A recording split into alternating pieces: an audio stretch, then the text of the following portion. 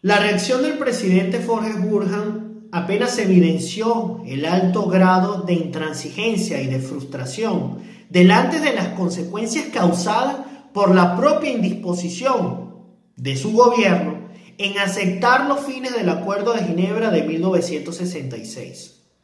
Un acuerdo derivado de la contención venezolana sobre la nulidad del laudo arbitral de París de 1899. Un laudo que pretendía legalizar el proceso de usurpación territorial emprendida por los británicos sobre territorios tradicionalmente venezolanos. Con la firma del Acuerdo de Ginebra, un acuerdo del cual formó parte el Reino Unido, los representantes de la colonia de la Guayana Británica y el gobierno de Venezuela, las partes ajustaron la necesidad de alcanzar una medida de negociación y de solución práctica, satisfactoria y pacífica sobre esta controversia. Para ello, el Acuerdo de Ginebra ordenaba y ordena el establecimiento de una comisión mixta que tendría cierto plazo perentorio, y en esta comisión se pudiesen discutir estos aspectos prácticos de la negociación dentro de este litigio. Sin embargo, los representantes guyaneses aprovecharon esta etapa de diálogo y de negociación para desvirtuar los fines del acuerdo, para adiarlo, para sabotearlo, ocasionando, por tanto, el descontento de los representantes venezolanos en la comisión. De hecho, el Estado venezolano estaba dispuesto a establecer una subcomisión, como en efecto lo hizo, procurando asistir al gobierno guyanés por medio de medidas de compensación económica, de asistencia, de cooperación técnica. Los guyaneses querían recibir esa cooperación y esa asistencia económica, pero querían separar esta situación del legítimo proceso de reclamación territorial. Además de esta situación, los representantes guyaneses, liderados por Forrest Burham, estaban muy interesados en desarrollar, en distribuir concesiones administrativas para la extracción de recursos estratégicos sobre los territorios de la Guayana Esequiba. Estas concesiones administrativas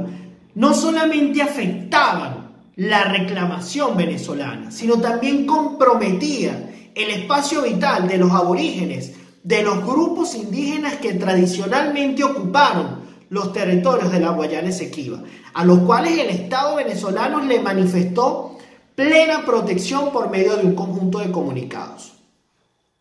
Es necesario recordar que ya desde el año de 1956 los británicos habían distribuido concesiones administrativas offshore para la extracción de petróleo, y estas concesiones para el año de 1965 eran de cierto modo mantenidas, al menos en el papel, por los representantes guyaneses que pretendían reactivarlas. En todo momento, el Estado venezolano se mostró en contra de la distribución unilateral de concesiones sobre espacios que permanecían bajo un proceso de negociaciones y de litigio territorial. Cuando nosotros entendemos que las reuniones de la comisión mixta no llegaron a un resultado satisfactorio y que el gobierno guyanés estaba dedicado a distribuir y a mantener la distribución de concesiones administrativas, entendemos los motivos que fundamentaron la emisión del decreto 1152 del presidente Raúl Leoni. Un decreto que reservaba al Estado venezolano los derechos de jurisdicción, de soberanía y de exclusividad económica sobre las 3 millas náuticas adyacentes a la costa de la Guayana Esequiba. Pero además de ello, garantizaba al Estado venezolano sus derechos sobre las próximas 9 millas náuticas a partir de esas 3 millas náuticas, totalizando un espacio de 12 millas náuticas que el Estado venezolano asociaba al territorio de la Guayana Esequiba, que ya reclamaba y que si formaban parte de las adyacencias del territorio de la Guayana Esequiba, formaban parte integral e indivisible del Estado venezolano. Esta situación irritó al gobierno de Forrest Burham, quien catalogó el decreto Leoni como un acto de piratería contra el derecho internacional, inclusive al punto de acusar y de catalogar al Estado venezolano como un país imperialista que iba en contra de la doctrina del libertador Simón Bolívar, intentando polemizar internacionalizar la controversia al punto de posteriormente amenazar al Estado venezolano con solicitar armas del gobierno cubano si no aceptaba a negociar en los términos exigidos por Jorge Furjan. La respuesta del Estado venezolano fue diplomáticamente impecable, se mantuvo dentro de los procedimientos adecuados del derecho internacional y hoy, en los días actuales, observamos cómo la cuestión petrolera sigue siendo parte, o pasó a ser una parte fundamental, al menos mediáticamente, dentro de esta antigua controversia territorial. Como reflexiones finales de este tema,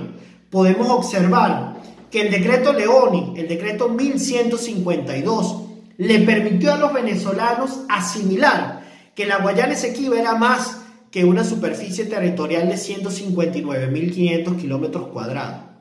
que la Guayana Esequiba representaba un espacio geográfico, un espacio de importancia geopolítica que abarcaba